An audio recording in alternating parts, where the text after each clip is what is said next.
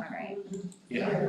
Tuesday, and sent me, well, then he gets transcript, so he'll probably come to the meeting when you guys have that in front of you. Yeah, all trumped up and ready to go, you know, but. I'll tell you what, he's gonna want that. Yeah, out here. Yeah.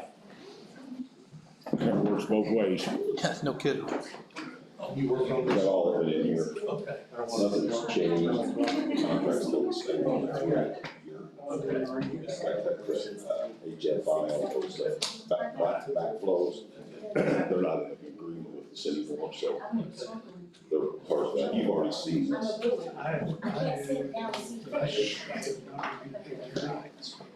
It hasn't changed. Did you get the latest? I'm Ryan, by the way. Ryan, nice to meet you. Nice to meet you. I added on the contract that it would null and void the last contract. It doesn't overlap. I have not seen that. So I've got it right here. That's this one. Have we got more than one copy of that? I do not, but you can have that one if you want. Oh, sorry. Let's take a quick look. That's basically the only thing. Null the last contract here.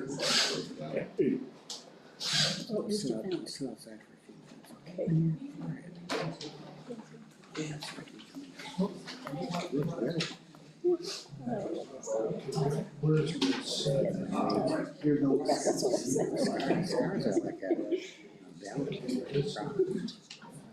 I think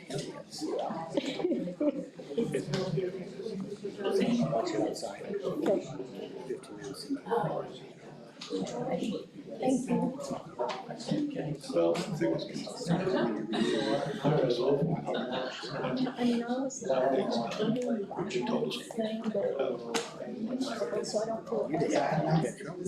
I mean, honestly, so I don't feel. This is actually, here's here. Yeah, this is the service contract.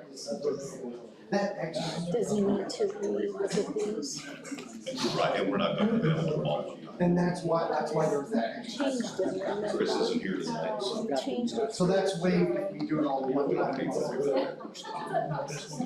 This is the only one. You okay with Remember it? he had an original one and then he said he changed it to make it easier, so it's that.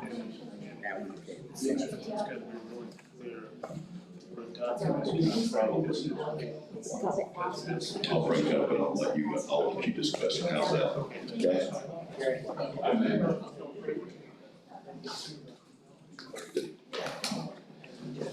All right, folks, it's a few minutes after 6. Let's go ahead and get started. Sorry for the delay. If you'd all join me in the pledge, please. I pledge allegiance to the flag of the United States of America and to the republic for which it stands, one nation, under God, indivisible, with liberty and justice for all. Polly, would you care to lead us in prayer? Dear Lord, please bless us as we come before you now in this commissioner team. Please be with the commissioners to guide them and to help them to make the correct decisions for the betterment of this county. Please help tempers not to flare and for us all to work toward the greater good. In Jesus' name, amen. Amen. Thank you. Glad to see everybody here this evening. Okay. We do have a quorum, all 3 commissioners, Dale, Bob, and myself. Also have Sheila and Jim here with us this evening. First order of business, approval of minutes for May the 3rd. Do I hear a motion to approve? I'll make that motion. Have a motion by Dale. Do I hear a second? Second. Second by Bob. All in favor? Aye. 3-0. Aye. Sheila, I'm sorry.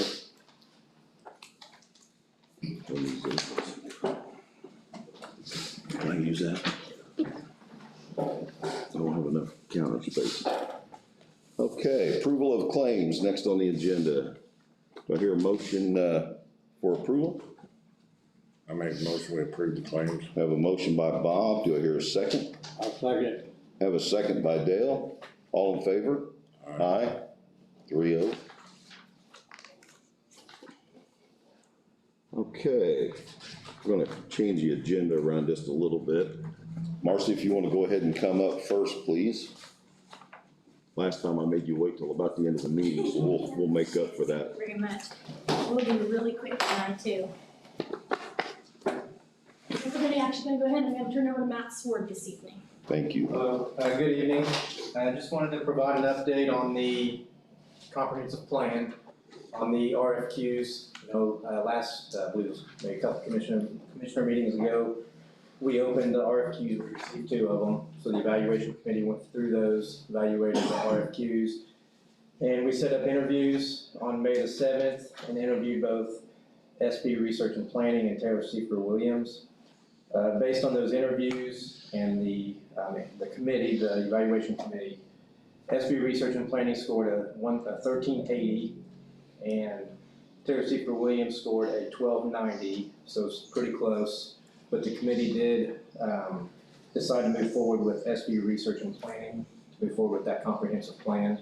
So all we would ask for the commissioners tonight is to accept that recommendation. We're not signing into any contract. We can't do any of that until the grant has been submitted, the application, and then it's been approved by OPRA, and then we're given authorization. But we can at least let them know that they've been selected by the scoring committee. When we put in the application, we will have to include a draft contract that they would have to put together. So Tonight you just need approval on the proposal. that you would accept the recommendation by the scoring committee to move to select SB Research and Planning for the comprehensive plan. Okay, anything else? As far as the comprehensive plan itself, OPRA did announce today that their next round of funding applications are gonna be due July the 15th, and that is the date that we're shooting for to get an application in. And the next thing that I'm doing is finishing up the income survey so that we can go ahead and apply for that. Okay, thank you, Marcy, thank you both. Do I hear a motion to approve the proposal for SB Research? A quick question, is that the company out of Bloomington or Evansville? Bloomington. Okay, I remember one of them was. It's Scott Bergens, he's done plans, worked in the county on previous projects. Quality of Okay, place, yeah. economic development strategy plan. Do I hear a motion? I make a motion that we go ahead with the plans here. I'll second. Have a motion made by Bob, a second by Dale, all in favor? Aye. Aye. All right, guys, let's keep moving forward. Thank you very much.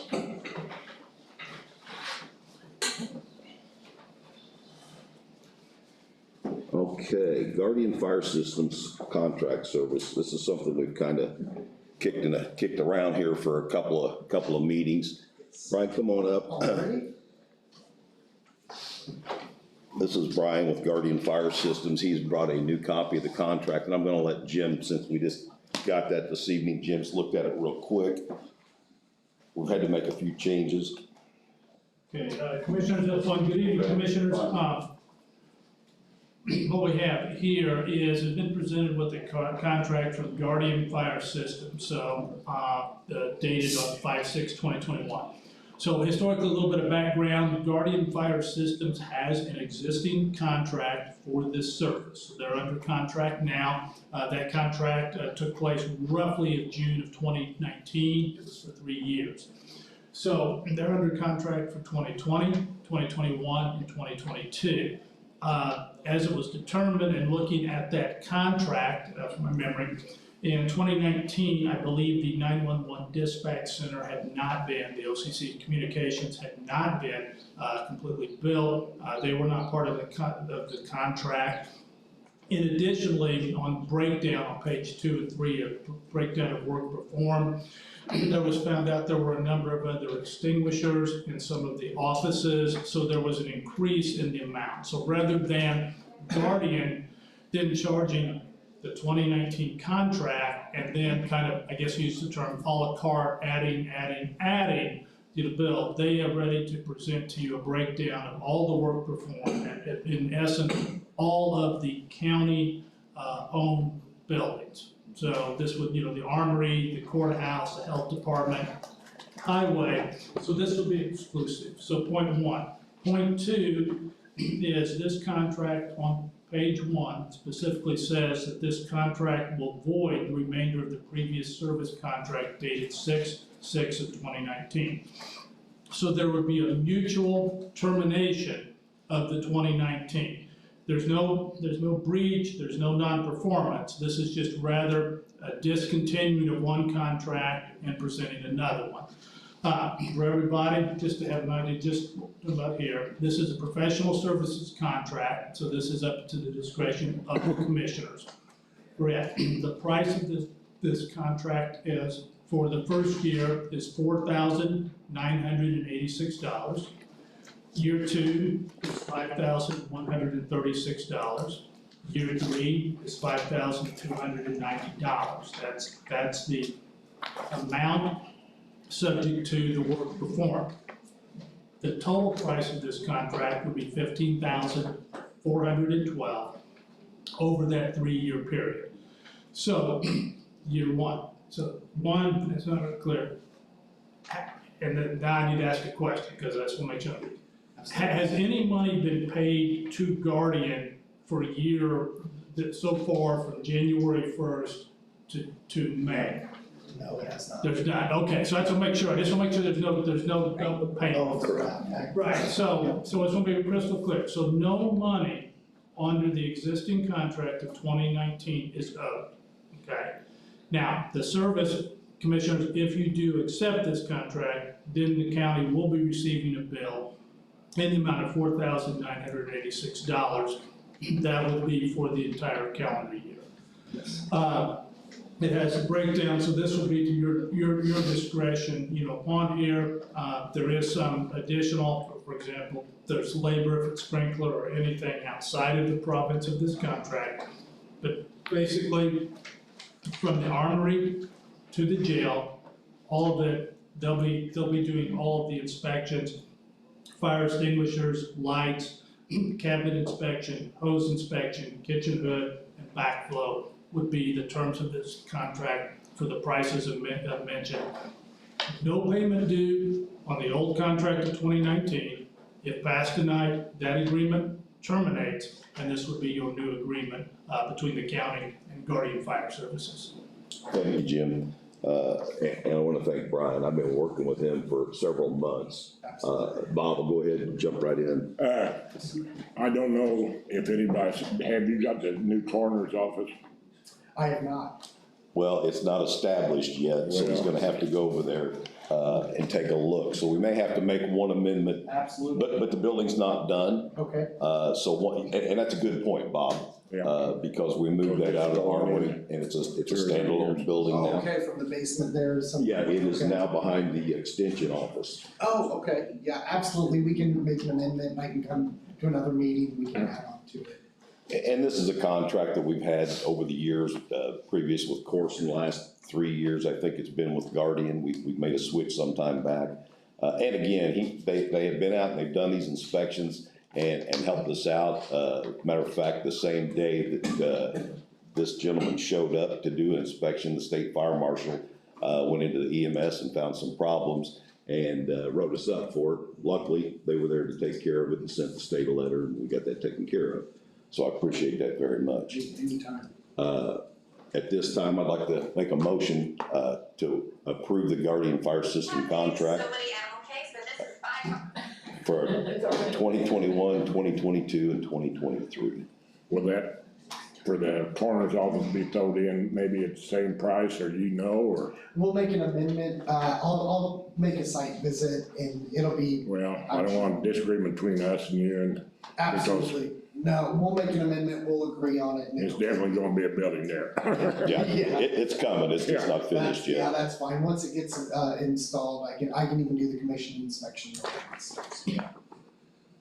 And before I finish with my motion, I want to make sure that everybody's aware it's $15,412 over a 3-year period. Yep. Yeah, and that increase, we do a 3% increase just for inflation, is why there's a small increase each year. Do I hear a second? I second that motion. If you made it. I you did make it, yes, Okay. I did. All in favor? Aye. Sheila, I'm sorry, had motion by me, seconded by Bob. 3-0. and I've got it right here. We'll sign it and get it to you. Once we get it signed, she can get you a copy and we'll get, you come and pick it up, okay? Sounds great. We do have, and we're not going to deal with it this evening, they have went out and done their inspections and found some different violations throughout the different county offices. Fire extinguishers need recharged, different things. I have a list of that. They're willing to break that down as over 12-month period, however we want to do it, and we'll get that started soon, so. Awesome, yeah, I itemized it, so if you wanna go building by building. Exactly, so, and we'll take a look at that moving forward, so, but I want to let everybody know that we do have that information here. And if I'm not mistaken, unless something's changed, countywide, it was about $9,600 Yeah. for everything, to recharge fire extinguishers, batteries and exit lightings. I've got it all right here, so, it looks like this just requires one signature.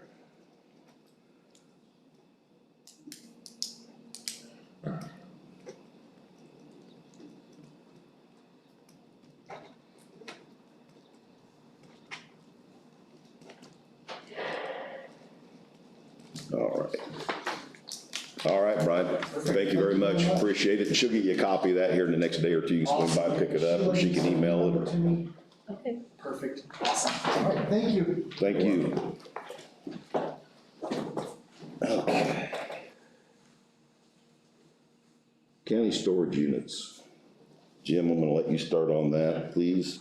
Okay, again, Commissioners, just a kind of a brief history. There's a property, I'll just say kind of generally located by the existing county jail, which includes a number of buildings which have storage units. The county purchased that property, has rents out those actual storage units for the monthly fee. It's currently managed by a company called Vortex. And they have been your management company, over the past years. What they take is a 20% of the rental. So the money comes in, 80% goes to the county, 20% goes to the managing company. They have looked at, give you some numbers here, as far as the anticipated revenue for this year. Possible proposal one, of a slight increase, and then possible two of increasing everything by $10. What that would be. Now, in the buildings, one of these buildings is currently used primarily by the Owen County Sheriff's Department. There are no rented storage units in that building. So these are approximate numbers, plus or minus, one or two. There's approximately 100 storage units available to rent. 2 of those are vacant, so 2 of them are vacant. These are both 5 by 10 units. They're the smaller ones, and I have not seen them, but my understanding is that they're actually interior units that have no outside entrance, making them by their size and location very difficult to rent. There's approximately 14 units, or 14% of the units are vacant or overlocked, meaning that people have not paid their bill in some period. The term used is overlocked, and that no rent is coming in, but they're basically sealed. For your consideration, Vortex anticipates this year the amount of revenue would be in the range of $60,000. My memory, and I do apologize, it might be, I don't remember if it's 82 or 84,000. Is the storage bill. So in the past, the rental from the storage units, minus commissions, minus, the overlock, have paid in the range of 1/2 of the amount due for the storage units. Then the remainder is paid. They are proposing that they continue the management. They can increase all the units to the current monthly rate. There's some varieties there. That's option 1. They would anticipate a $66,000 income for the units if all rented. If they go to option 2, which you put all units at a current and a $10 increase, the projected revenue would be about $78,060. The unit is in the range, the approximate range of what's left on the loan is in the range of around 150,000. It's more than that, but in that range of about 150 is what is left on what I'll call the mortgage. Once the mortgage is paid, any money coming in would be general revenue. So what you have in existence is you have a vendor that's in charge of your storage units. Their commission fee is 20%. You have in the range of about 60,000 coming in, 20,000 goes to the vendor, and decisions, I guess, for the council to make a decision if this is the agreement you want to continue with that agreement. They do all processing the bills and such, and then also if you are interested in pursuing either option 1 or option 2, as far as rental increases, would theoretically would lead to a revenue increase for the county. Gentlemen, have any questions or any comments? I think, we ought to rebid that for the one that takes care of this, like, Vortex is doing. Maybe. So you're It's talking about somebody- looking at another company to manage them? You know, maybe somebody will do it cheaper. But, you know, I don't know how long has Vortex been doing it? We purchased these 5 years ago, if I'm not mistaken, roughly, 2016, I believe. Of course, I have an opinion, seems like I always do. I think that we need to look at, as we discussed before, possibly moving this in-house and putting this $12,000 to $15,000 that we're giving Vortex back into the county's pocket. That's what I would think. Now, here's something else too. We have 13 of them, they admit paying. There's 14 units that are Okay. double locked. I see other places, they auction them off. We tried that last year, correct, Jim? Yeah, there was a start, obviously COVID was here. To my best of my understanding, that didn't occur, so a whole process would have to start. I would put that in the minimum range, it's about 120 days from, say, date 1, when you start that process, notice, allowable times, and then going ahead, inventory, and then selling the goods. But basically, you're looking at this as May, it would take about 4 months to, what I would say, completely to take care of these 14 units that are overlocked. And that's whether we take them back or they do it, it's still that period of time. Yeah, the timing doesn't change. These are just kind of debtor creditor type of procedures. You have to give notice, it's their property, they're overlocked, they're given a grace period to come and do one or the other, pay the rent up, collect their belongings. Then you have to go in there and do an actual inventory. There has to be a period of time given for them what they're going to do. That if that doesn't all take place, it's sold by auction, most likely. If anything's in there of any value. I'm thinking, if possible, we've got a lot of different offices in this county. Some offices maybe have a little extra slack with their labor. Anyway, maybe they want to take it on for a little extra money for their office. And we've talked about that, and I agree with you, Dale. We've got several offices that possibly could take care of this. Well, I know one, the county surveyor, and he's got a nice office down there and everything. I mean, I hate to say, but that's just an example. Sheila, you can help me out here, but I think probably our best bet is an office that already takes in cash or money. That way we're already established. I was gonna say, we talked about it at a couple of the other meetings and it coming in our office. We had talked about that. You missed the last meeting, obviously out for personal reasons. Nicole had indicated that you would not go down and show a unit without security of the sheriff department. And I do have a problem with that because now we're doubling our labor. And so that's something that we'd have to discuss, and we don't have to discuss that this evening on what office we're going to pick. But we can still raise these unit rates up to that 66,000 in-house, put that money in the county general fund or the lit. I'm not sure where that money comes out of to pay that 20%. I think Anton said the lit fund last meeting. So I was also told, because I called Richard myself, and he said it's about an 8-hour per month time that they've got invested in it.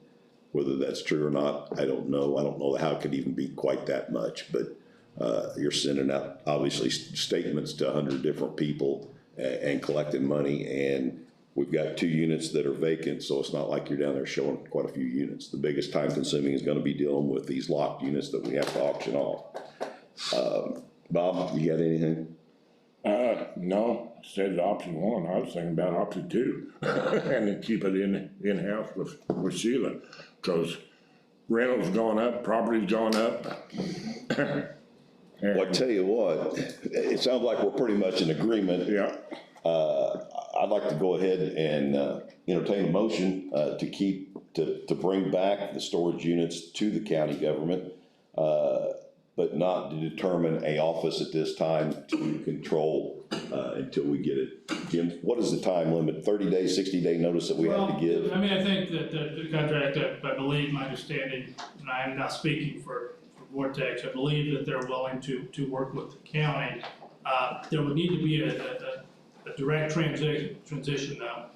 If Vortex is no longer going to manage, the only way to make this work is whatever department is going to take it. So if we wanted to, if you're wanting to move away from your current management, if you had just an idea, if you want this to be considered in 30, 60, 90 days, but in order to be successful, it's clearly gonna have to go from one company right to the department. That really, a void won't really work here. Right, and I don't want that. We've got 30 to 60 days, and by the next meeting, we'll have a chance to talk to some different offices and see who's capable of taking care of that. If we make that decision in the next meeting, what office we want to use, is that a sufficient amount of time? Or do you want that tonight? I would actually much rather, now that you've kind of decided what you want to do. July the 1st. You're gonna meet back in June. I mean, if you did June, then that could give the notice to the department, and that would give the period of time for both Vortex and the department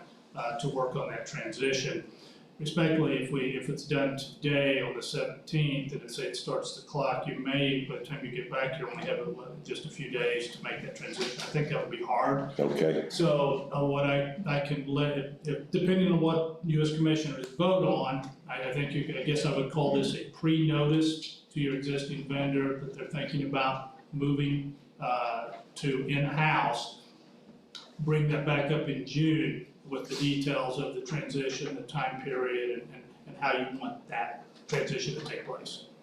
Makes sense. So they should all be finalized by July the 1st then, huh?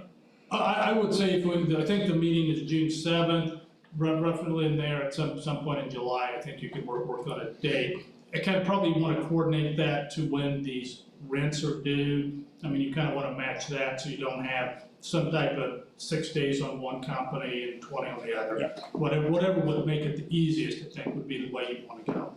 July the 1st. Yeah, so at this time, we want to hold off on this motion, tabling this to our next meeting in time to give us an opportunity to talk to different departments and see who's willing to take care of this extra duty. And again, I don't think it's gonna be a big responsibility, but bringing money back into the county is what we're all about right now. So if you guys are good with that, make a motion to table it until our next meeting. I make a motion, we table the storage unit. I'll second that. I have a motion by Bob to table the storage unit, seconded by Dale. All in favor? Aye. And we'll put that back on our next meeting's agenda, Sheila. All right, guys, thank you. Found my agenda sheet on my papers here.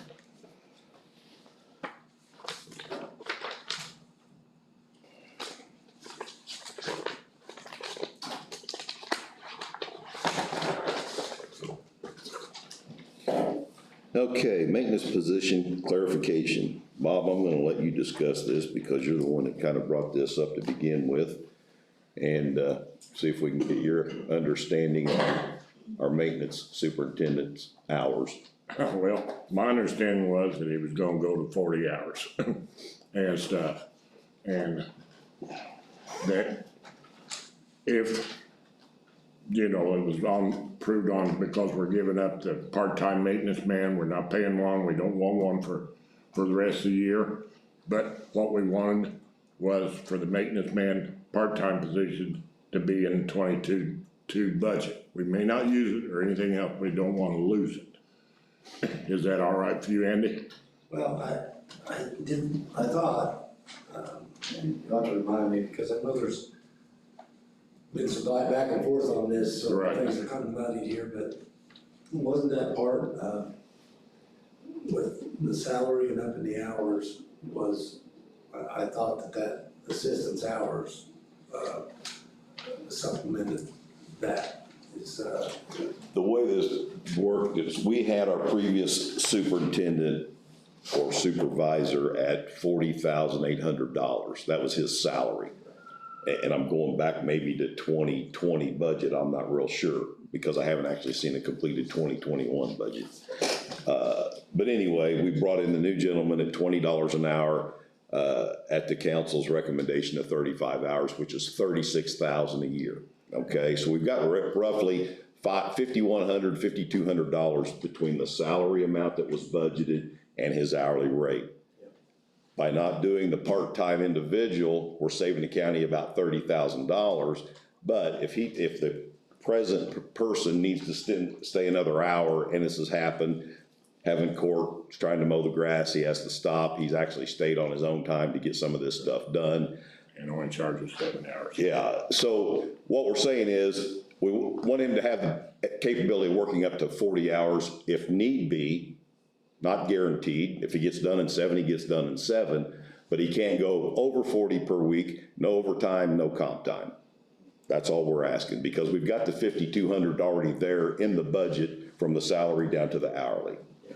understood, I mean, I can't affirm it, you know, what, Yeah, well- come to us and we'll, But I think that's about as clear as we can get it. Jim, do you understand it the same way? I mean, Yeah, I guess, my apologies, so I'm gonna give some numbers, just to make sure. So if the maintenance superintendent, I apologize, I'm even gonna start saying that. The history of this position was, it was a maintenance supervisor, it was a salary position. The decision was made by the commissioners that they did not want a supervisor, so to say, position. You wanted, in essence, a labor, so the title and even the classification of the job changed, and this is an hourly position. So the numbers would be that working 35 hours a week, the person would work 1,820 hours. That's 52 times 35. So that's what's been approved. Now, there's a term, it's kind of called the trough, working 1 minute over 35, but no minutes over 40. You're working over 35, but you're not actually working what's called overtime, meaning paid at time and a half. Now, if the weeks went up from 35 to 40, that would be 2,080 hours. You said that his pay rate is $20 an hour? correct. Okay, so if I'm gonna do something real quick, so $20 an hour, because this is not the overtime pay, times 5 is 100, times 52 would be a difference of $5,200. If the individual worked every week, the additional 5 hours at 40, that would be a difference of $5,200. I think if I understand what the council was looking for, is wanted to make sure what number, what amount, even though I think the line item probably is going to say overtime, there's a complete understanding. There's no allowance of anyone working, what everyone else would understand is overtime is time and a half, that this position that stops at clarifies 40. it. You guys are going to, liquidate that line item for overtime in order to do this. I think that's a good thing, but again, I can't speak for the whole council, but that's my thoughts. So there'd be still an adjustment for FICA and PERF, so the council would give them an idea. If you're looking for 5 additional hours, it would be a straight time salary. then FICA and PERF would be the adjustments. The point that I understood too, in the past, you had a maintenance supervisor and a, I was calling maintenance laborer, part-time. My understanding is the commissioners for the calendar year of 2021 do not want the part-time labor. So in how would you fund this, how would you pay that? The salary that normally would go to the part-time laborer, who I would say, my guess, 17 to 20 hours a week, that's eliminated for 2021. The exchange is you're leaning from anywhere from, I'll call 1 hour to 5 hours additional to compensate for that work. So I think what the council is looking for, and probably a vote would be the best way, that you're asking the council to consider adding a line item allowing for 5 additional hours per week. Would be to be a max, to me, that would be a 20/80, and for FICA and PERF to cover that. You are specifically not asking for what's best or most typically understood as overtime. You do not want him to work 41, 43, 45, anything at time and a half. Is that kind of thing? That is correct. What you're looking for the council. I think what their clarification is, they just want to make sure the amount to put in for the, what we're gonna call the overtime line, they'll make the adjustments for FICA and PERF, and the idea is you're saving the county an entire person that would normally work, say, in the range of 17 to 20 hours for 2021. Thank you. And obviously, we're sacrificing that part-time position, which was a full-time position. We bumped it to a part-time position. Due to our financial restraints, we've decided to take that position completely off the board at this time to save the county additional money. But at the same time, we can't let the buildings go neglected, the lawn not be mowed, so on and so forth. So if we need additional hours by this individual to do so, we want to make sure that that's capable. So that was a lot of talk, and I'm trying to figure out how to put it all in motion. You want to keep it in the 2022 budget. We want to keep the part-time in the 2022 budget. You are correct, Sheila. Whether we use that position or not will yet to be determined, but I do not want to make that budget without that position if we get back on our feet and prepare for the better. So I guess I'm going to try to do this as best I can. I'm going to ask for a motion for the maintenance superintendent to have the approval of the council to work up to 40 hours, no more than 40 hours, no overtime, no comp time, with the money being saved in an overtime line. Is that the correct line that you want to use, Andy or Jim? Do we want to put that as an overtime line? I would have to, I'm gonna leave that to auditor and council. It's just, there'll have to be a line. There's gonna be a salary line, and there has to be. So I'll turn over what works and what is Easier to move it all up into one line. That would be my preference, but Anton wanted to talk about a separate line for We can this. talk to it when it's proposed. Okay. If I understand that, then what you're moving in the budget would be, rather than 1820, this position would be budgeted for 2080. It would be budgeted for a 40-hour work week. So this would be a 40-hour. Up to a 40-hour work Up to a week. 40-hour work week with the required FICA and PERF for those additional hours. Go with whatever you guys think's best, and then if we need to change it, we will. Okay, so my motion was to give our new maintenance superintendent up to 40 hours if needed, no overtime, no comp time, at a total of 2,080 hours per year. And obviously, we've already ate 4.5 months of that up here, so. No, you don't, I got a motion by Dale? he don't work less than 35. No. 35 or plus. Yes. I'll make that motion. Okay. Got a motion by Dale, Second. second by Bob, all in favor? Aye. 3-0. And I know that was a mess, but yeah. Okay, moving forward, Paycor payroll process status. This status has been put on hold for various different reasons. We have got a vote of 6-0 by the council, a vote of 3-0 on the commissioner's part, to do this back in January. We have got an agreement signed. We have hit some walls. We are gonna try to figure out how to get around those walls, through those walls, over those walls, but it's gonna take a little bit of time. We still have a major time management problem. We have no one in this county, in any of these offices, any of our employees that punch a time clock of any kind. Hasn't ever. That's a problem. It's costing us a lot of money. So that's part of that program. We also have no HR program, and that's another problem. So it's things that we need to look at. Jim's gonna send out a few letters. We're going to try to make some progress with these people, both sides. And until then, this discussion is tabled until further notice.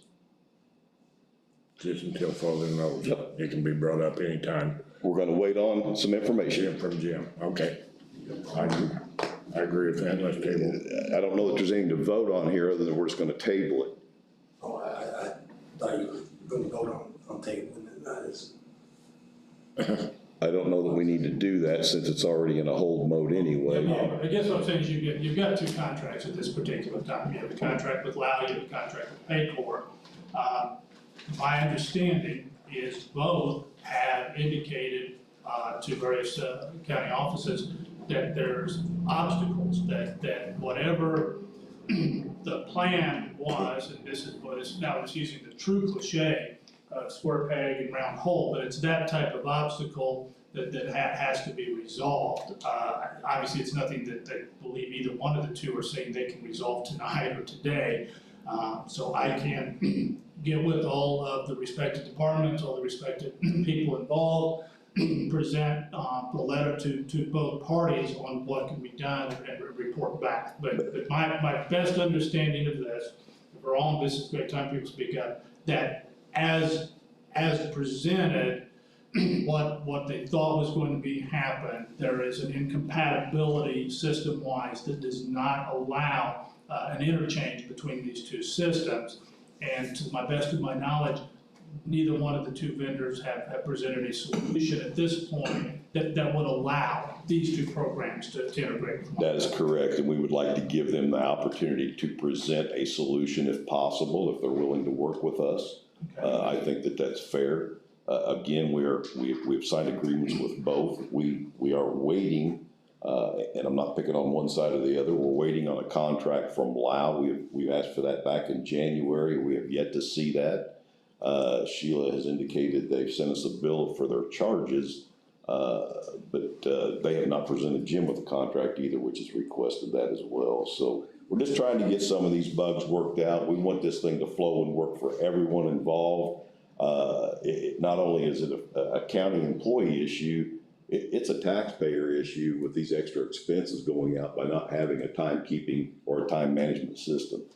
Andy, have you got something? Yeah, just, it was 1 November, right? I'm sorry? 1 November that was, you're delayed until 1 November. Well, unless we come up with a conclusion before then, yes. And I hope that we do. Are they giving any type of time? This is ridiculous. Are they giving any type of time frame when they can come? Or they just want to fight amongst themselves? No, that's, the attorney's getting involved. He's sending out letters. We've already had this discussion and I know you've had this discussion, but the department heads, I've not heard anything about whether Lyle or Paycor is giving any type of revelation knowledge. neither one of them have, Sam. They won't, are they refusing to, or just?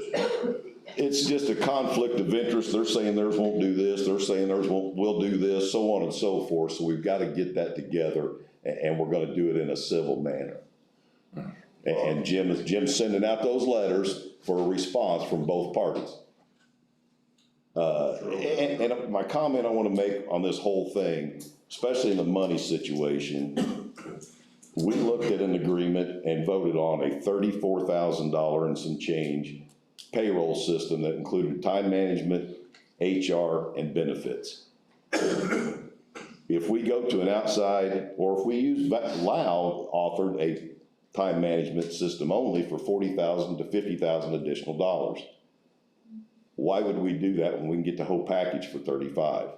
Now, it may not be these two companies, but we're paying $101,000 to Lau for maintenance fees, then they want another $50,000 for time management.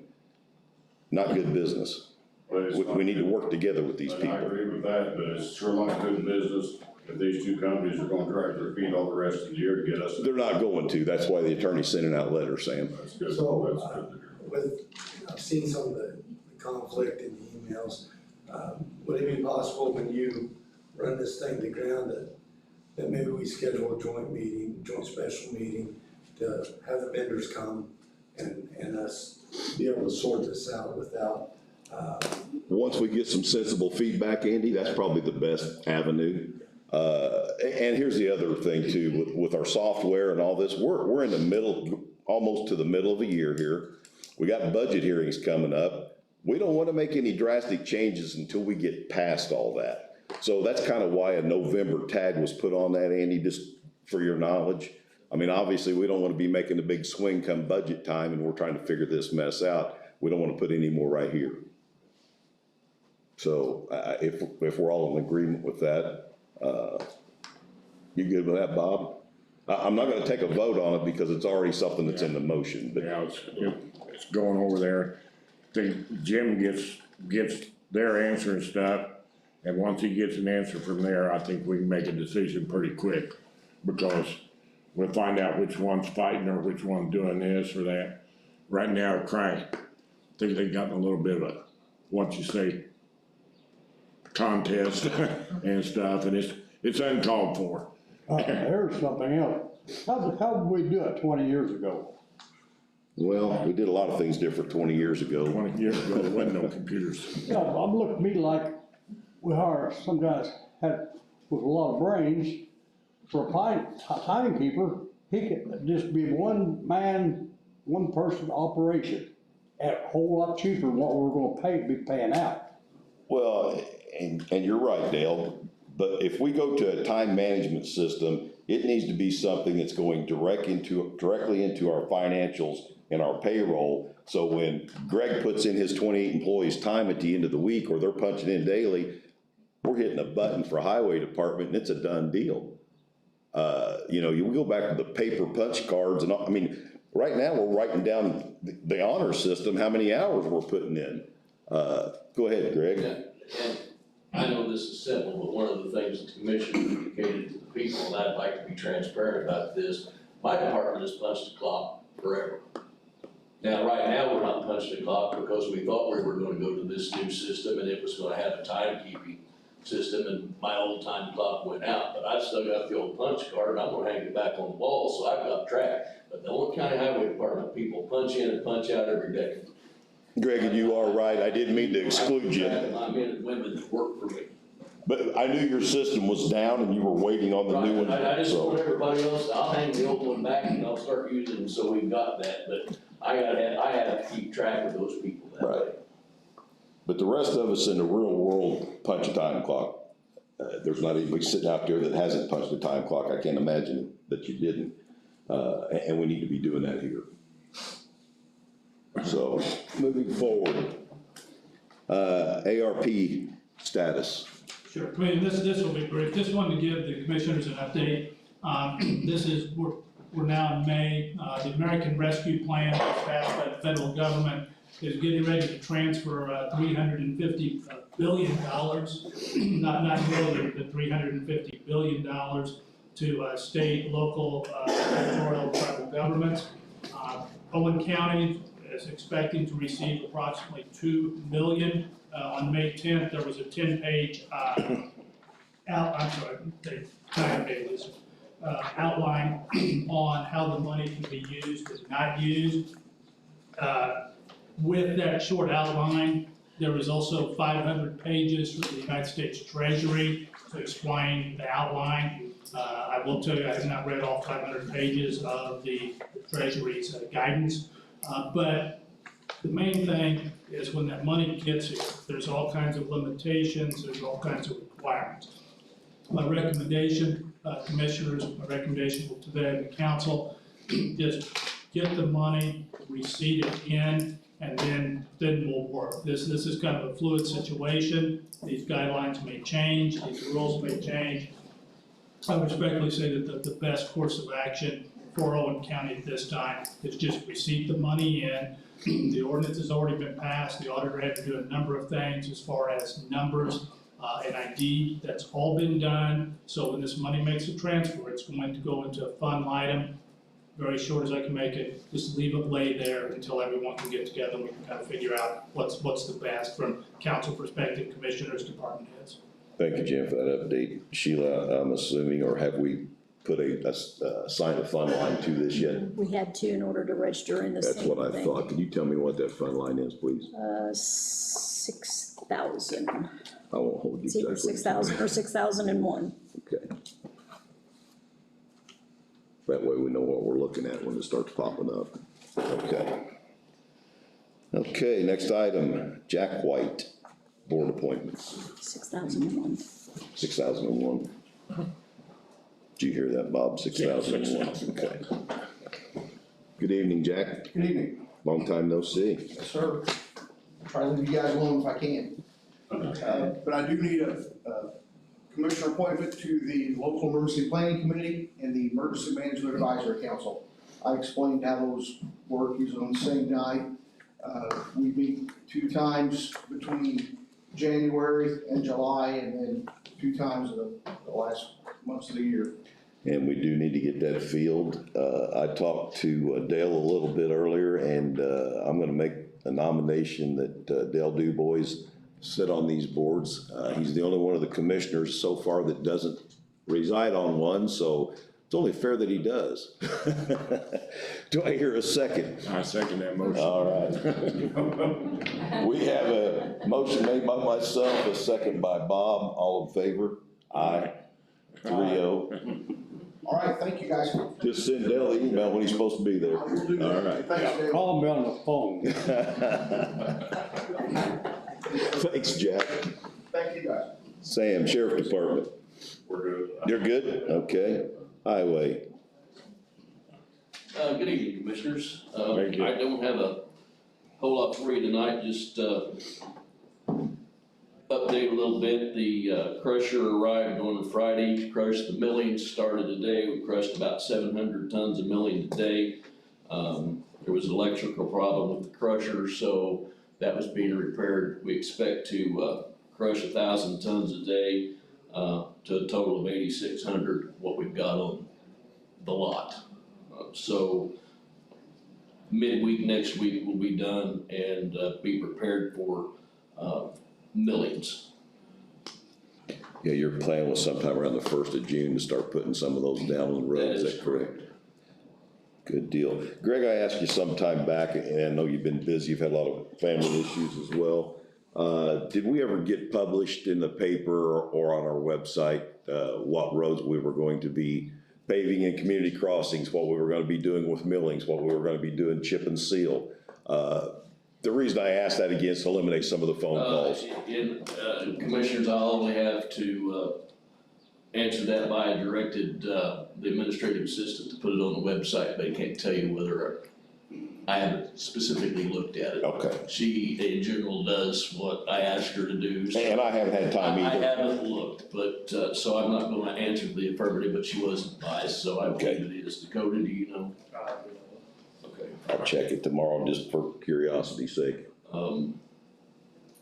We started spot paving Rattlesnake Road as agreed by the commissioners. We ran into problems on Friday. Our old paver, our old roller finally decided to quit. We've got an estimate on repair of somewhere in the neighborhood of $20,000 plus. The old rover's really not worth that. So really, our option the rest of the year, and I've talked with Commissioner Burton, is just some kind of rental. While we are, when we're not using it, we send it back. Yeah, just 3 or 4 months and then send it back. Yes, I don't even think we'll keep it a week at a time. Oh. If we need it 3 weeks and the weather's good, fine, but if we see the weather's bad, we call the rental company and say, do you want it back on your lot or you want us to keep it? A lot of times they say, just leave it sitting right where it's at, but we don't pay for it during that time. Yeah, and that's great, Greg. We've worked with several in the past, and, most want the county's business, so they'll work with us under those type of circumstances. That being said, when it went down, we had to use a road grader and, we'll roll that product into the roadway, so it looks rough, but the surface is good. Probably next week, we may run just a real slick coat over that one area we had to use the grader on to, make it better for the citizens, but that is the reason that it's in the shape it's in. Once it's down, we had to do something with it. Correct. Well, and I think if we have to explain that to people there, they'll surely understand. Now, gentlemen, I have addressed, Grove Cemetery Road's culvert, with you guys about 3 different times. It's been about a year-long project, hasn't it? It has been a year-long project, but we've always had some kind of emergency when the culvert failed on Sassafras Road. That one was sitting on our lot, so we used it.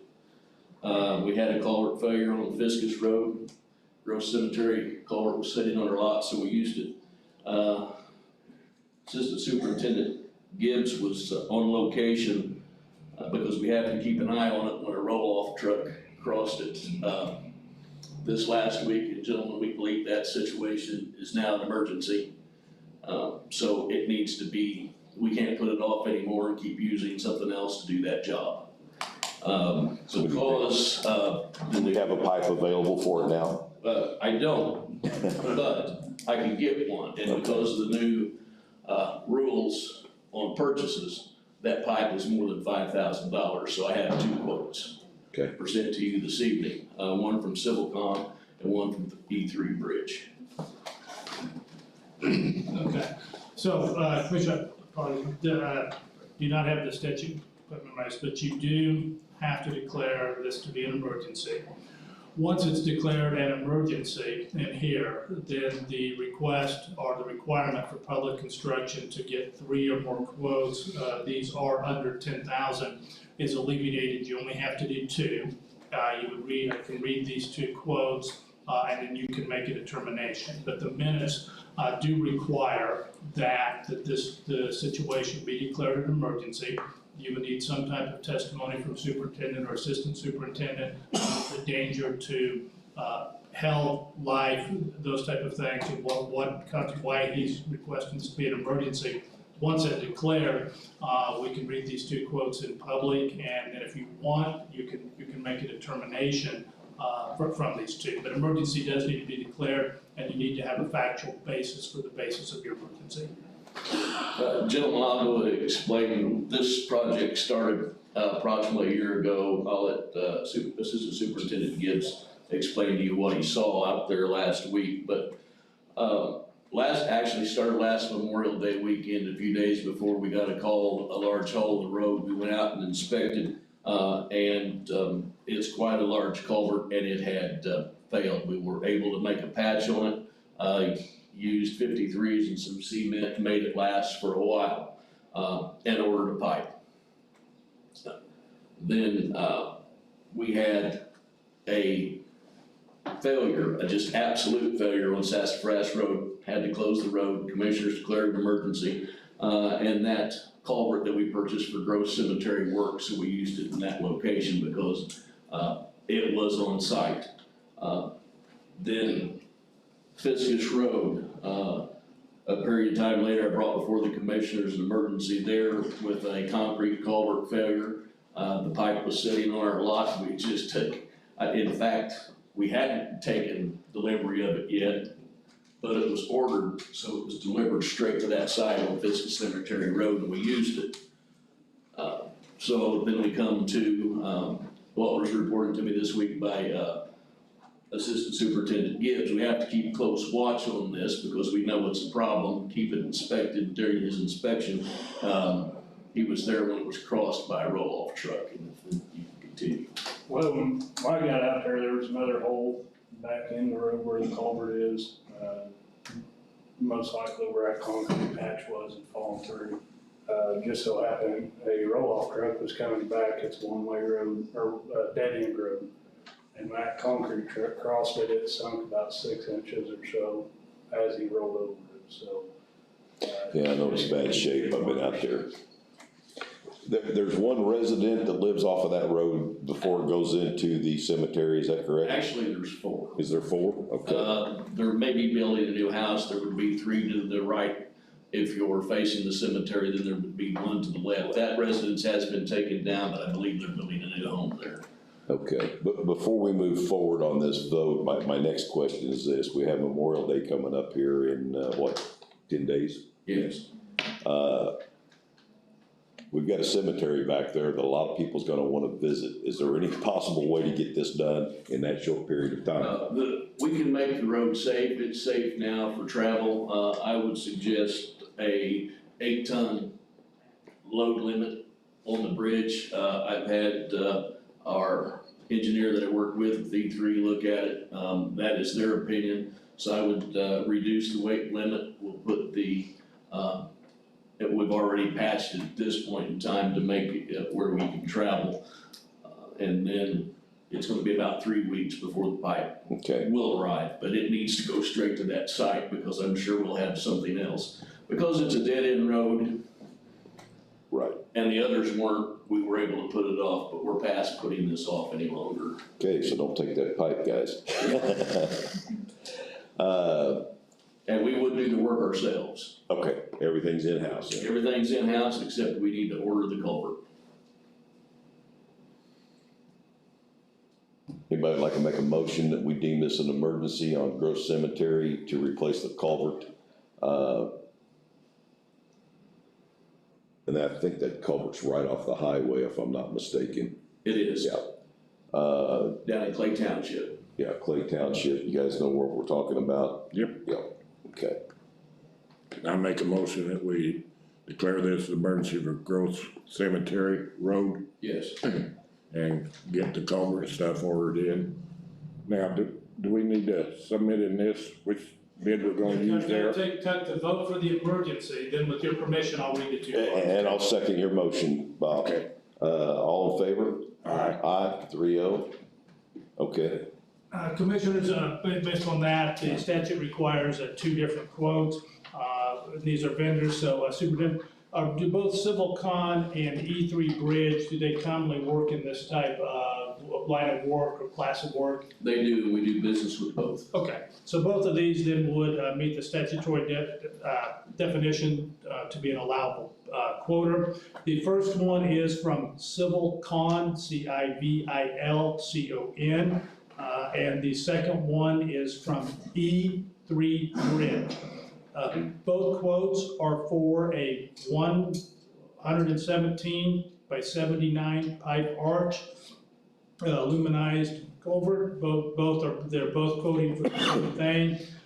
Units of 40 and 40. Both quotes include lifting lug set of 2, and both have a charge for the overwidth area.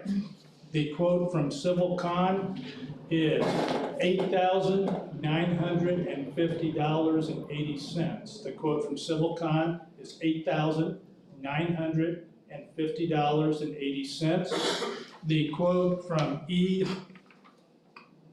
E3 Bridge, total quote is $8,520.80.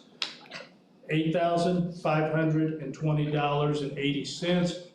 Both would be responsive bidders, and your determination as far as which one you would pick.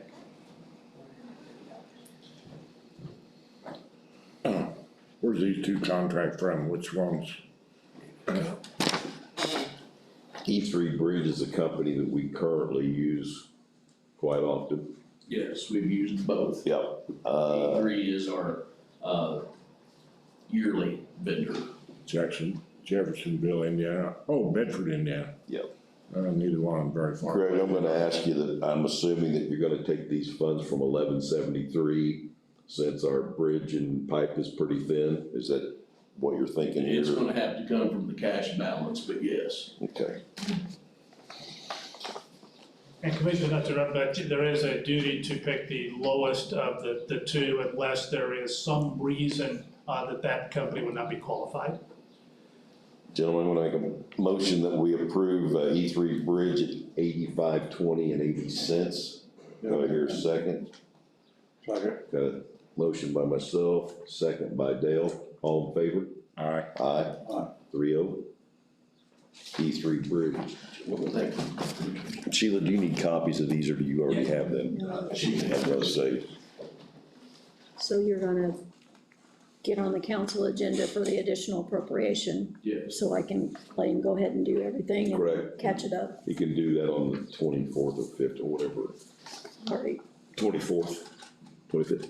because it's not advertised. Oh, that's a special meeting. It's a special meeting, That's right. so it'll have to go to June 14th meeting, but you can still do the work as long as I get the additional appropriation. Okay. Thank you, guys. What else you got? We've started work on community crossing roads, preparing them for, their resurface. We're doing heavy work on Steubenville, and I believe as of this morning, we've installed 13 culverts on that road. And continue, we expect to be out there 2 more weeks, move to Walden and then Colross. Walden Road's just about gone, isn't it? It is, yes. Let's see, then, lastly, gentlemen, I would like to ask permission to go to the council, on the 25th, I believe. I've asked to be put on the agenda, and, the president of the council, indicated that it would be okay, and I think Sheila got that information too. As you're aware, in my budget last year, I forewent 7 part-time employees in order to cut budget like requested. And right now, I have a full-time laborer position open. Now, that being said, it's the first time since I've been highway superintendent that I haven't had a stack of applications, and I have absolutely none. But I have the opportunity right now, and I know there's a hiring freeze. I have a gentleman that has worked for me every summer since, we were allowed to hire school bus drivers, as part-time summer employees, and it's just for a very minimal amount of time. They get out of school next week and whatever that length of time is, but he's willing to work and drive a truck for laborers' wages. Of course, I need no benefits. He wants no benefits. He's just looking again for part-time work. So I would like permission to go to the council and ask that I be allowed to, put, Johnny Cecil, to work for the period of time while he is not driving the school bus this summer. I wouldn't have to train him. He's done several things for me over the last few years. Well, Greg, it's kind of been, and I'm all for that, we'll take a vote on it here in just a second, but we've kind of deemed that the highway department falls into that essential service, the same as the sheriff, EMS, 911.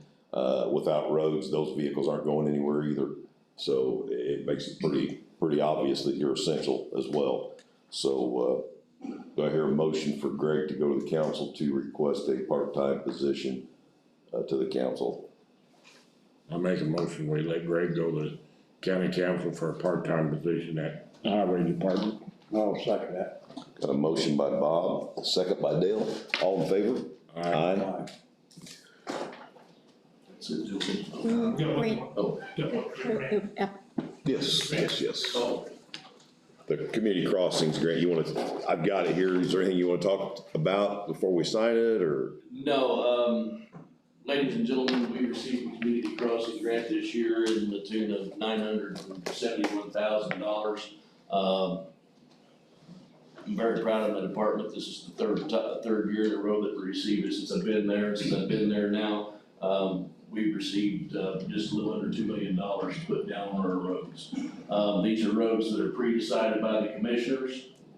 I provide the facts. They have to meet a certain criteria that the state looks at. If the roads that the commissioners pick meet that criteria, then we apply, and this year we received that amount of money. But we just have to enter into the agreement now, with, the Department of Transportation in order to receive that monies. The roads this year that would be, on the community crossing grant would be Walden Road, which is in, Commissioner Curry's district. Let's see, Steubenville Road, which is in, Commissioner DuBois' district, and Culross Road, which is in, Commissioner Burton's district. Culross and Walden will be done in their entireties. Steubenville will be done from Keith Road to Freedom Army Road. That's about a 5-mile stretch across there, isn't that, Greg? That's the longest road that we've ever done. In general, the commissioners, try to split evenly what they put in their districts, but it was deemed that this area, this certain road was bad enough that the other two commissioners forewent some funds to place into Commissioner DuBois' district. And so everybody knows these roads were chosen by last year's commissioners, not the present board that's sitting here, so it's kind of a year behind, so. Jim, do we need to take a vote on this? Yeah, there's a couple of things that have to be done. One is, in the minutes, it's gotta be clear that you have a full quorum of county commissioners, which you do. You need to take a vote to accept the grant.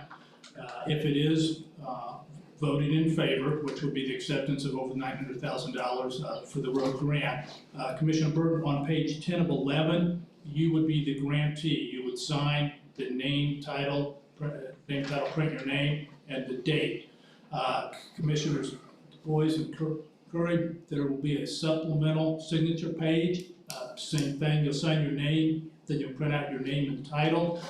The date has to match. If the dates do not match, we don't all sign these on the same time, that they will be rejected. And then at the bottom of the supplemental page, there is a place for the auditor to attest. Same thing, sign and date. Then the signatures, this signature supplemental needs to go to the highway as soon as possible, and then the highway department then would transmit this grant back to the grantor, and they have to have this. Without these signatures and without this return, Owen County would lose the grant. That is not going to happen. We're well within the time period. But minutes, a vote, all three sign, auditor test.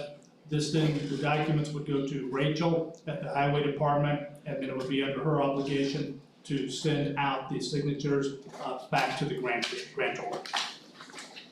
Thank you, Jim. Gentlemen, do I hear a motion to approve the local road and bridges matching grant agreement for 2021? I make that motion that we accept the local grants and stuff. Do I hear a second? I'll second. I have a motion by Bob, a second by Dale. All in favor? Aye. Aye. 3-0, Sheila.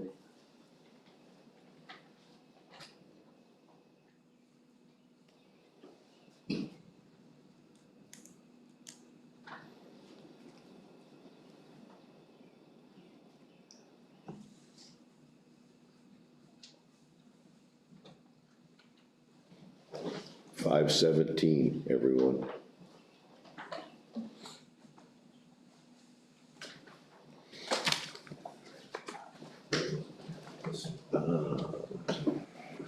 $517, Yes, that's the way you wrote it. 517.21. I'm gonna put this in that basket there.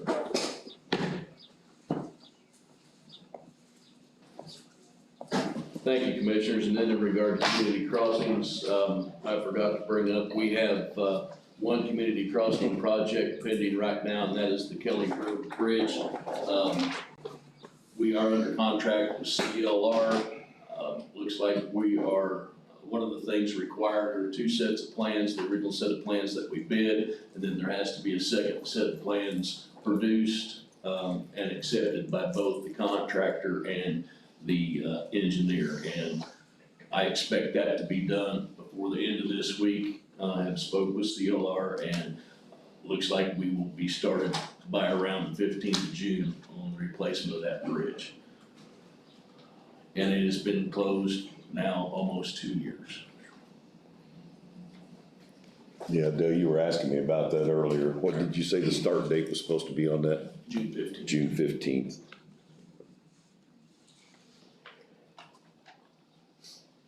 And that is a little early, I believe that we told them not to start before July 1st, but, everything is ahead of schedule, looking right, so I'm gonna go ahead and allow them to start 15 days early. Okay, good deal.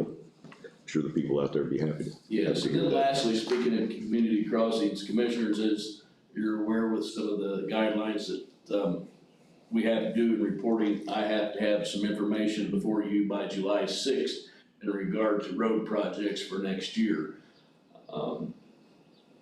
I need community crossing, decisions from you. Really, I would like to have them by June 15th because I have to put all the figures together for those.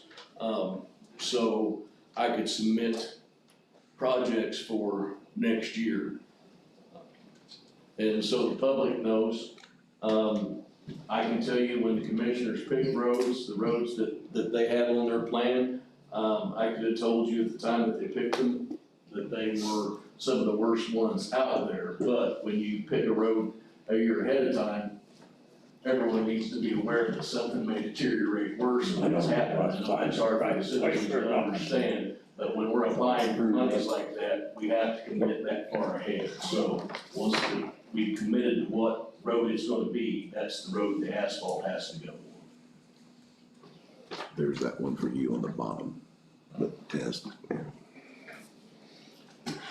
And I think the best way, gentlemen, is if you could all get time, somebody just come jump in the pickup truck with us and, go for a ride in your districts. I'd be glad to show you what we've got and what fits, the state's criteria and go from there. Unfortunately, guys, this year, with the deterioration we had this spring, there's not many that doesn't meet that criteria. You got a good seatbelt in there? I do. Got a rope too. People keep calling me, you put a dust oil on somebody. No, we do not. The only dust oil we put on is commissioners can direct me and do direct me to put dust oil on roads where folks have some type of health issues. And I have a list of roads that I've been ordered by I will say ordered by the commission to go put oil on. And the original agreement was if I put oil in front of one house on a road, I knew I'd done the entire road in front of those houses. So, if someone calls you as commissioners in your district and you decide that, they have the criteria that meets, I've never had to come back before the board. It was voted on probably 3 years ago. You just tell me that's what you want me to do. I will tell you, it cost me $1.79 a square yard to put that down. So it's not horribly expensive, but it's also not cheap.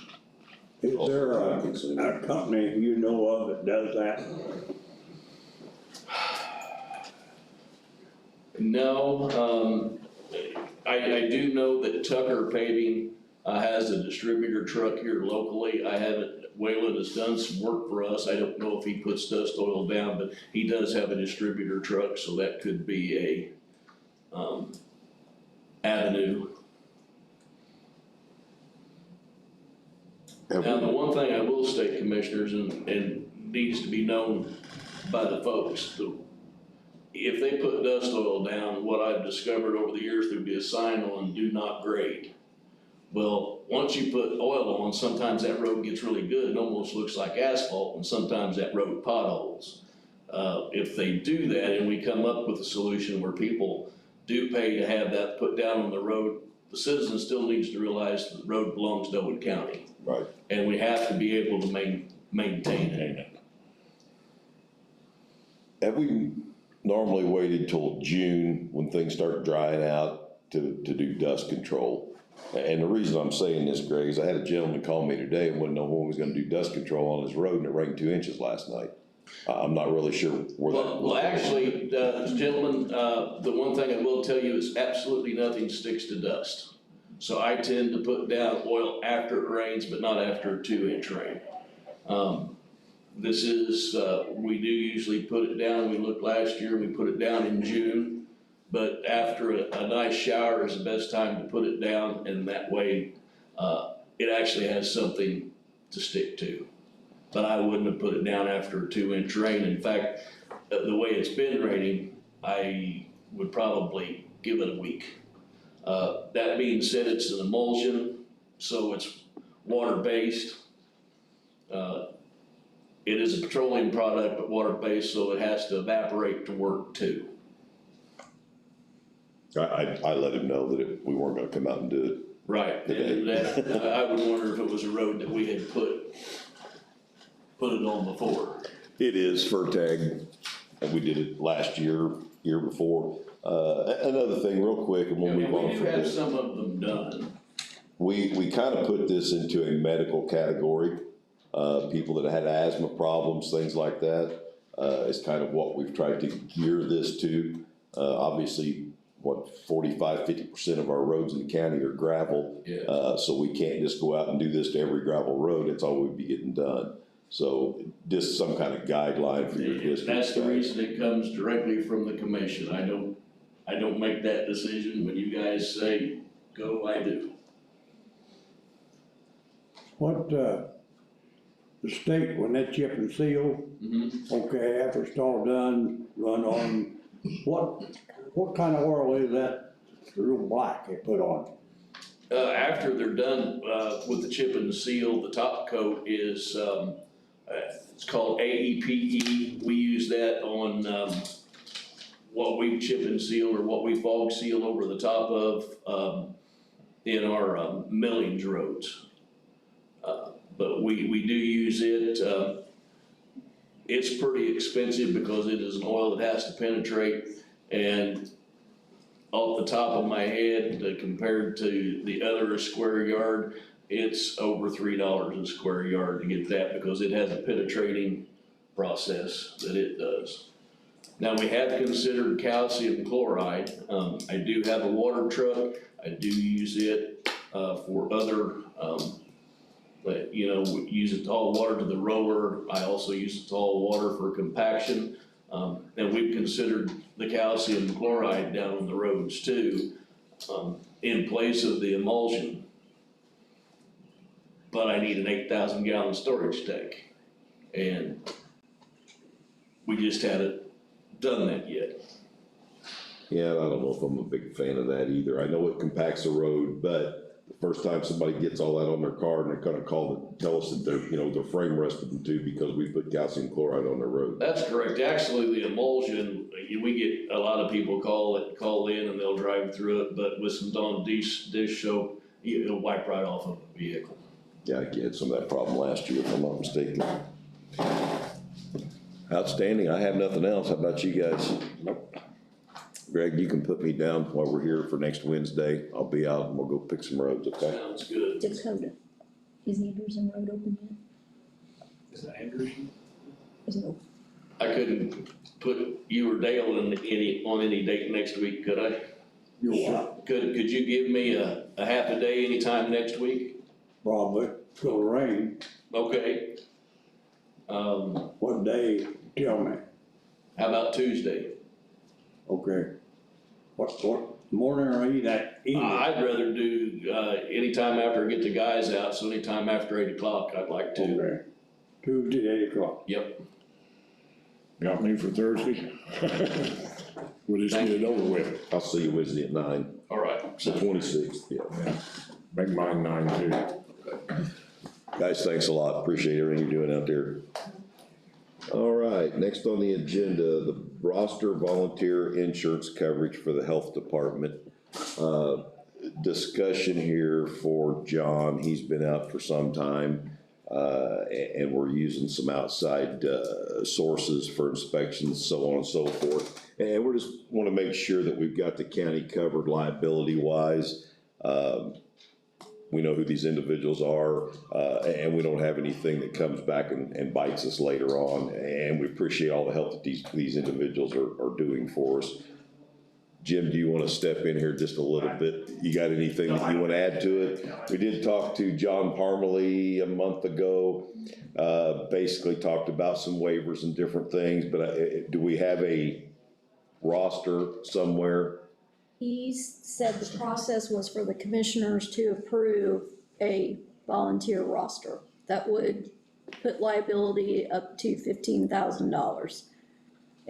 But he made it sound like it was just something that the commissioners would vote on to do, that there was not a form. He didn't say there was a form. Well, don't we need to know who these people that are gonna be on this roster before we make a vote? So does John have a list? There are two people that have offered to help. They, Okay. again, said they would volunteer.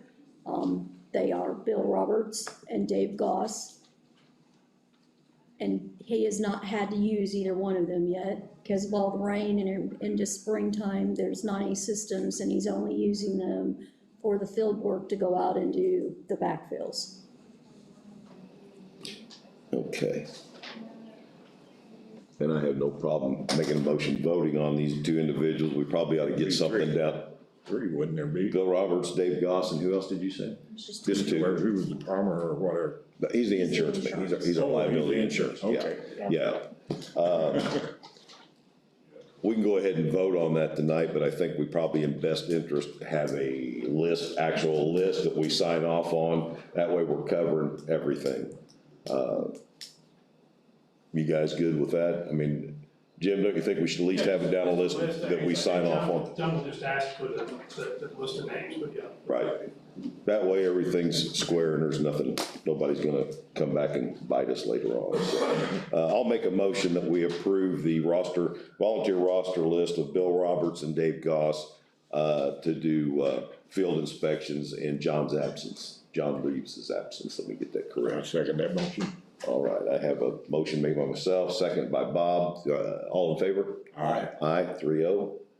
And we'll just get that on paper if you wanna have John write something down, or if you want to do it for him. Need to check with John Parmalee and see if there's a form. Yeah, cause he did mention something about a possible waiver or a, release form, so if he's got it, that would even be better.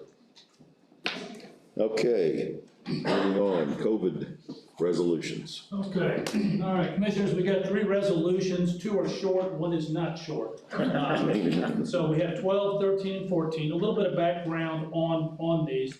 There's an oral motion as far as face cloth coverings. This is just one of these, we'll just formalize that. The other one is that there were a number of executive orders issued by the governor, probably close to 50 total if you counted them.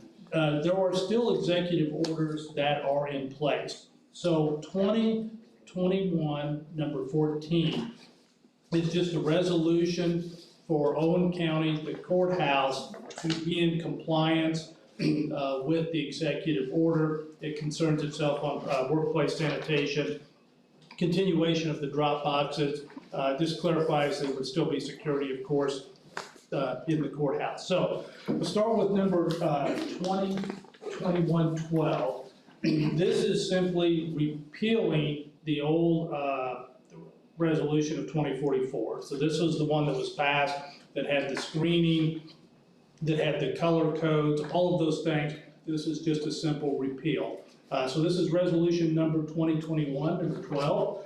This is entitled a resolution, repealing resolution number 2020-004, which was titled a resolution continuing mitigation efforts of the Owen County in response to the coronavirus disease epidemic, courthouse closings.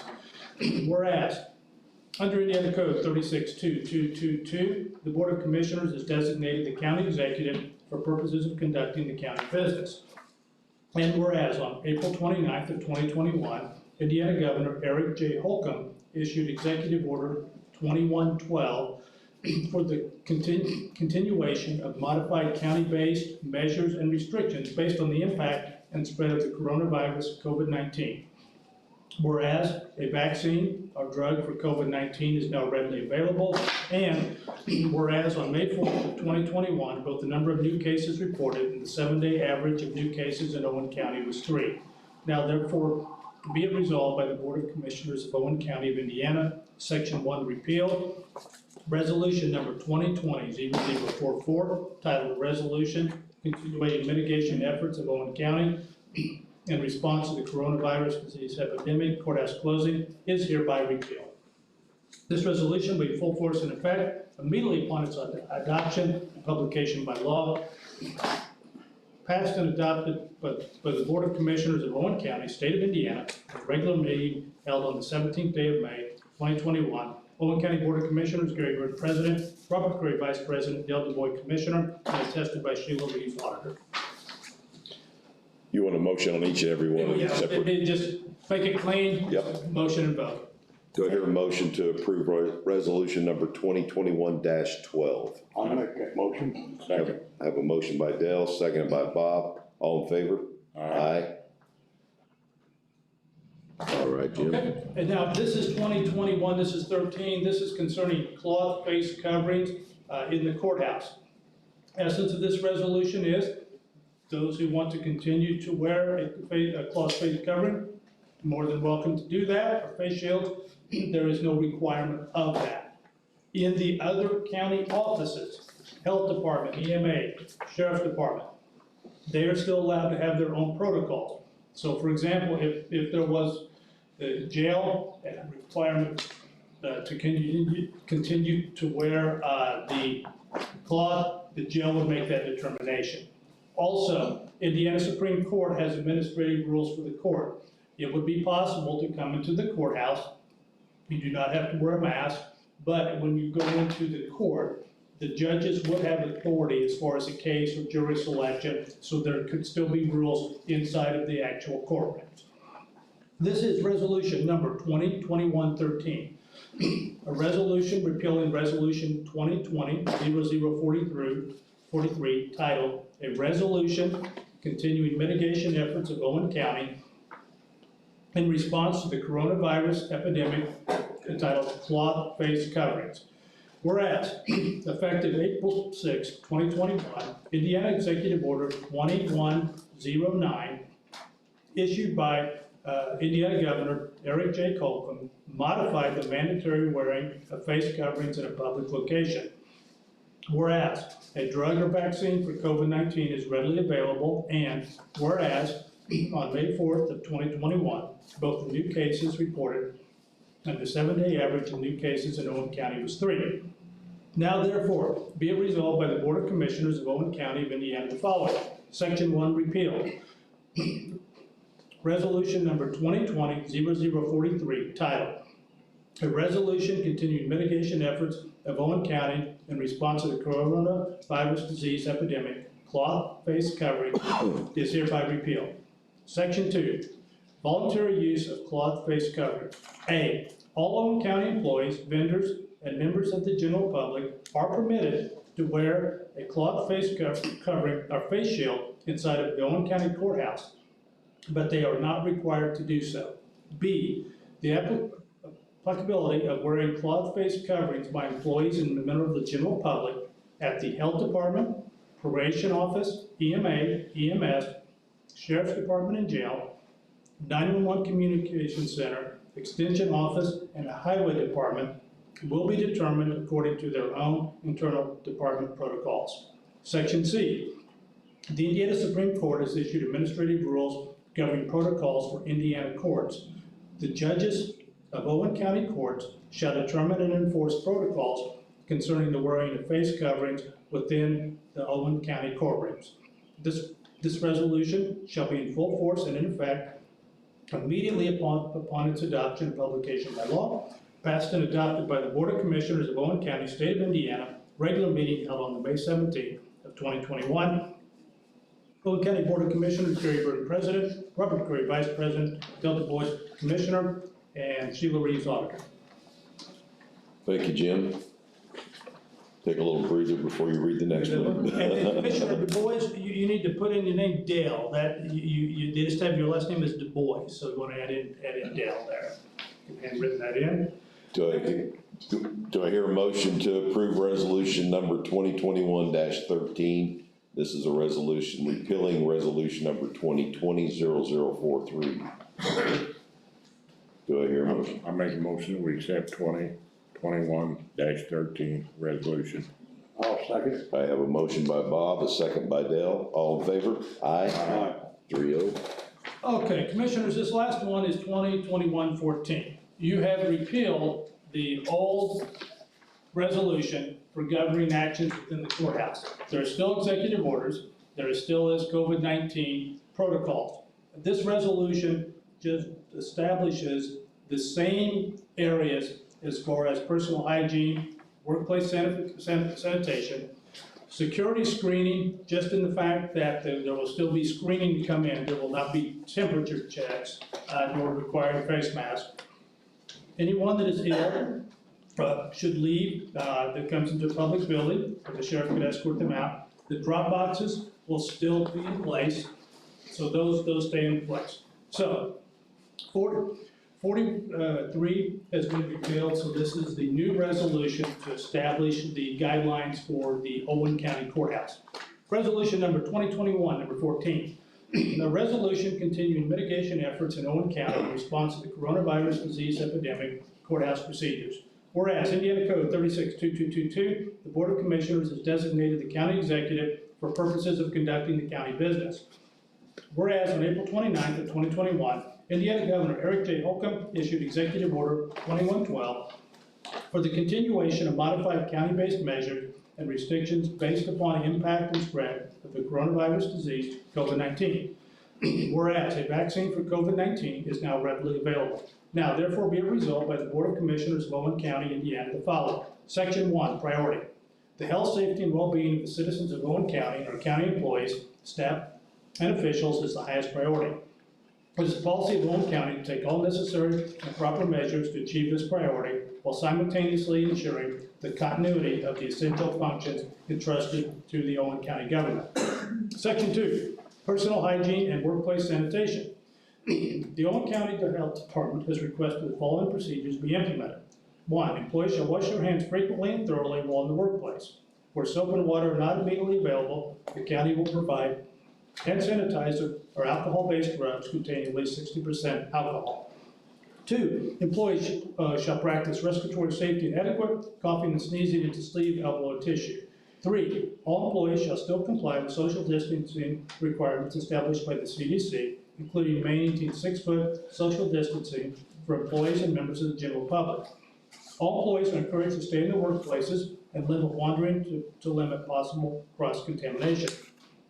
4, employees shall clean and sanitize the interior surface of the department throughout the workday. Interior shared workspaces and individual work areas must be maintained with regular housekeeping practices, including routine cleaning and disinfecting of surfaces, equipment, and all shared elements of the work environment. 5, employees should leave their workplaces clean and clear at the end of the day and disinfect them prior to leaving for the day. Personal workspaces, work surfaces, and equipment are to be cleaned and sanitized by the employee. Section 3, security screening. All persons entering the courthouse, both employees and general public, shall enter via the main door only and subject to screening by the security. There will not be a temperature screening prior to entering the courthouse.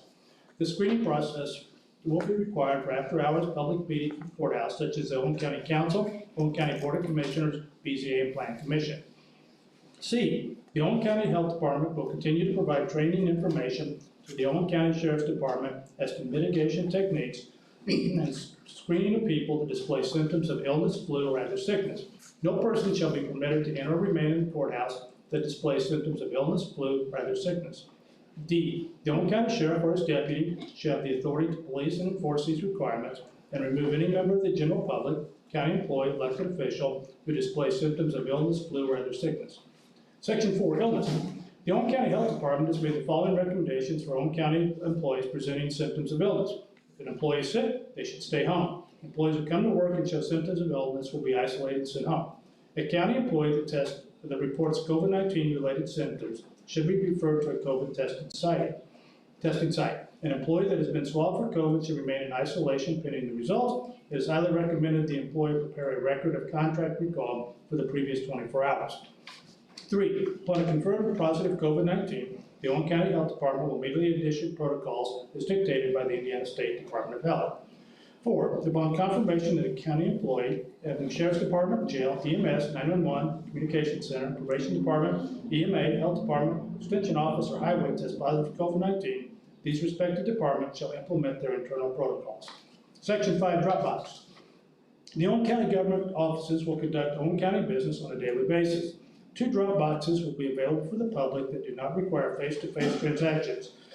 One Dropbox is located at the Health Department east side of at 86 East Market Street, Spencer, Indiana. Another Dropbox will be located outside the Owen County Courthouse, 60 South Main, Spencer, Indiana. The public should still place all documents, paperwork, check payments that need to be processed into an envelope addressed to the applicable office. Owen County departments shall not receive cash payments. This resolution will be in full force and effect immediately upon its adoption and publication by law, passed and adopted by Board of Commissioners of Owen County, State of Indiana, regular meeting held on the 17th of May, 2021. Owen County Board of Commissioners, Gary Bird, President, Robert Craig, Vice President, Del Du Bois, Commissioner, Sheila Reeves, Auditor. Thank you, Jim.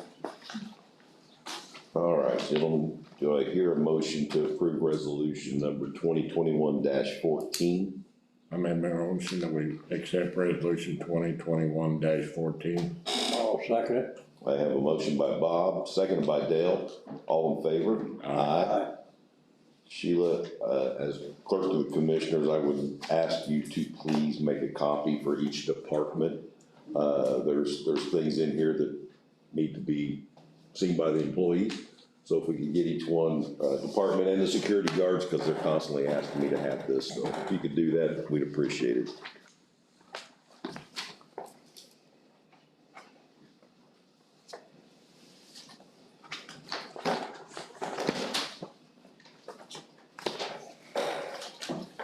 Okay, elected officials and department heads, I think we've pretty well thinned everybody out. Christine, do you have anything? I do, I just wanna let everybody know that we did receive Pfizer for kids 12 to 15. Awesome. At the health department, so you can, give, if you have a child in that age range, that we are now able to provide them with vaccines. And also just to give you guys a little heads up on the variants that we've been hearing about. We did have 2 situations last week where people who were COVID positive back in November received both their vaccines in February and are now COVID positive again with variants. So, and we're seeing an uptick in that. Did you really have to tell us that? So, and even our positivity rate is up to 27%. Right. And you have to look at that also because 20 people got tested and 10 of them came back positive, so it's the amount of people we're testing. Versus the rate. Right, so it makes it look a little worse than, we're not testing 100 people and 10 people positive, Right. so. I think the state average is what, right at 5% right now, something like that? Yeah, it's like 7.7 this morning, I think. Oh, was it? Okay, so this is going up. Anything else? Oh, thank you. Andy, you got anything? Bob King. Yeah, we'll give him. Okay. No, nothing, okay. We'll do him at the very last, okay? Yep. Attorney comments? No, nothing else, thanks. Auditor? Memorial wall. There is a fund, Garland had received a phone call this morning, there is a fund that is there.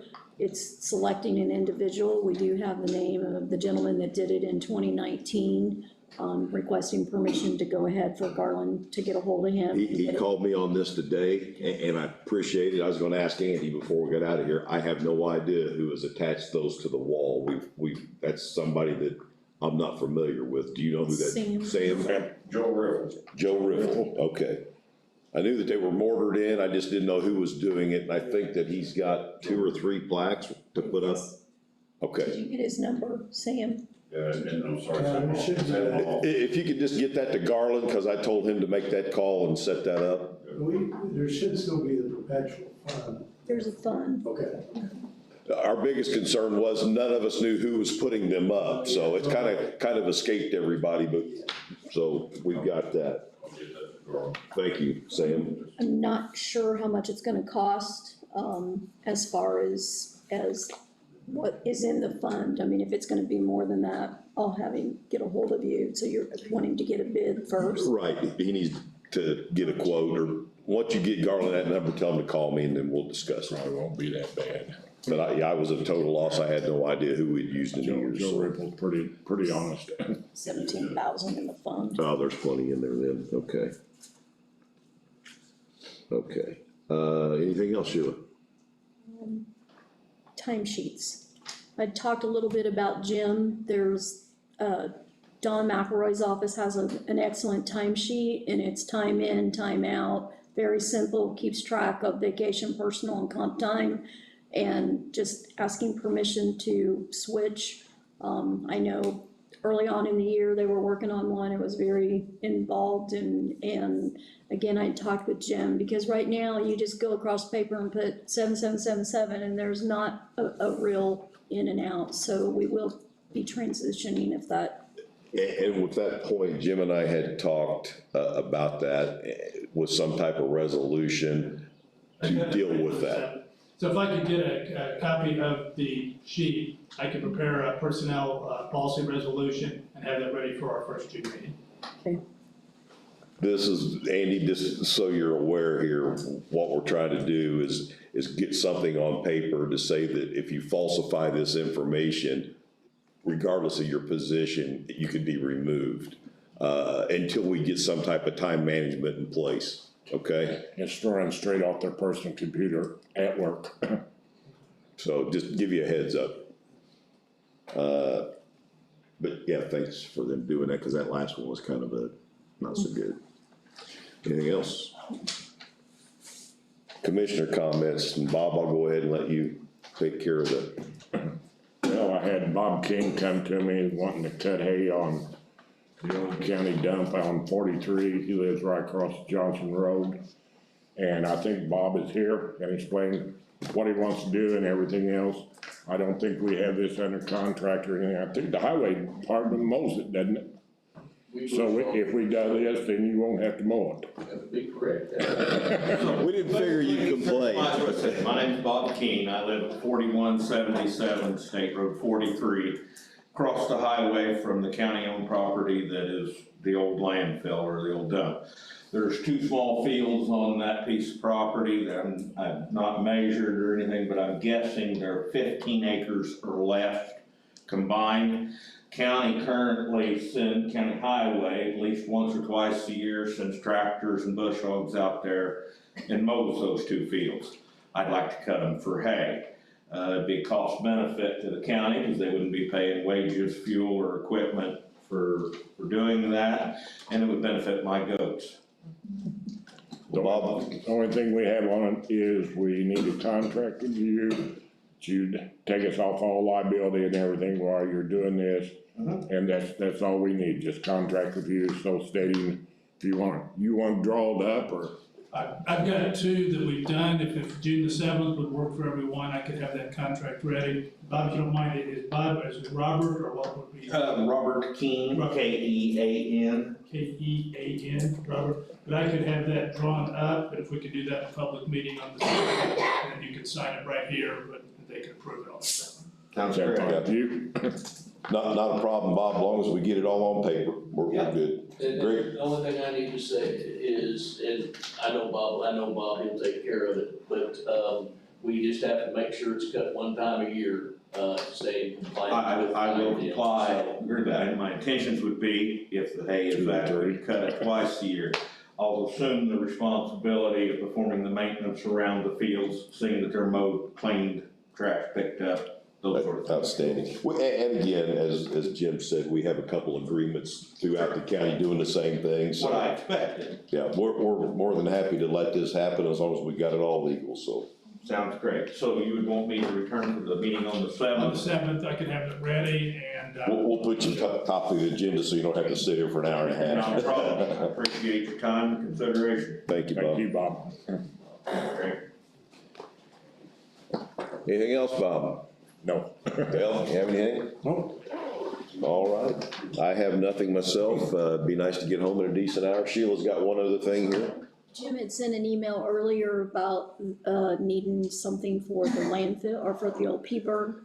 Oh, That is correct. We have a pipe or something. we have a methane, issue out there and at a cost of about $6,000. Then I've only, I just was informed of that today. I don't have enough to have you approve or disapprove, but in essence, this is the old landfill. There is, a requirement by IDEM that be monitored for 30 years. We're in the cycle of past 20, but not to 30. I believe it's GP5 that there's an exceedance of methane gas that requires an additional measurement. So one, IDM has sent a letter to start that process. Number two, I need to get a hold of ACOM. I did make an attempt today with his voicemail, but I understand that, so I'll follow up again tomorrow. ACOM is your organization that does all the monitoring. Have them put together a proposal of what a on-site probe would be, just in pure ballpark, probably in somewhere in the range of $6,000. A lot of this is mandatory, it's not really optional, but that's not part of the ACOM, this is an addition. So by the 7th, easily, we will have all of the requirements and the amounts for you to consider. Thank you. Yeah, once those percentages reach a certain level, then it's outside the contract agreement and we have to deal with that. Yeah, I just got one alibi. Bob reached out to me today, and I think you guys may have seen the email from Judge Hanlon, and she's, wanting to pursue something as far as with department head level meetings with both teams here on budgets and budget cuts. But the bottom line is, and I talked to Jim briefly about it tonight before the meeting, but tomorrow being Tuesday, a week from tomorrow, being our meeting on the 25th, I would like to kick the can to the meeting on the 25th. We'll both be having a meeting that night, or a meeting you guys will be at, and we can formally set something up if that's the direction both the council and commissioners want to go. But if you guys think we need to get ahead of it, tomorrow or Wednesday or whatever, I just don't know that, I'm gonna be able to bring the whole council, together to really do anything. And I think the 25th is, the 50-meter target that we have in front of us. No, I agree with Andy. I think that we're gonna have to go department head by department head, sit down and figure this 20% reduction in the current year budget as a group. So I think we've got it. I think we all kind of know what water right looks like. It's just going to be on the schedule. Yep. So maybe we can talk about that on the 25th. So you wanted a joint meeting, is that what you're? Well, he's asking us to be there, but then make that. I'm saying they'll be I assume they're coming to the meeting. Okay. I'm just, because I've already sent it to the paper as a special meeting, because you have to list if I need to change it, okay. The other thing is, because you've outlined it in your advertisement budget, it could fall under that group. Okay, yes. Again, and I said I didn't have anything else, but I do, speaking of email, I want to make sure that our county email is being used for the business that it's intended, and it doesn't turn into social media. That is not what it is for. I feel that there's some of that going on. Just want to make that acknowledgement. We do have some guidelines with our IT, our email, different things. There are policies for that. So I just want to make sure that we stay in those. That's all I have. Do I hear a motion to adjourn? I make a motion, we adjourn the meeting. Having a motion by Bob to adjourn. I'll second that. Did somebody say something? All in favor, aye. 3. Oh. Aye.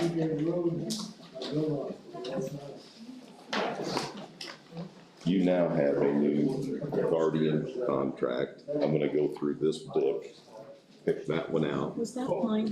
This is the one that Nicole gave me last week, and I took I it from looked her. everywhere, I'm like, oh my gosh. I have kept in my It's good. possession. I don't. Well, I've gotta go through with these departments and let them know what we're looking at, and then I gotta sign off on these deficiency reports. So I'm gonna give you all this book back, but I'm gonna pull the contract that we originally had in here out, okay?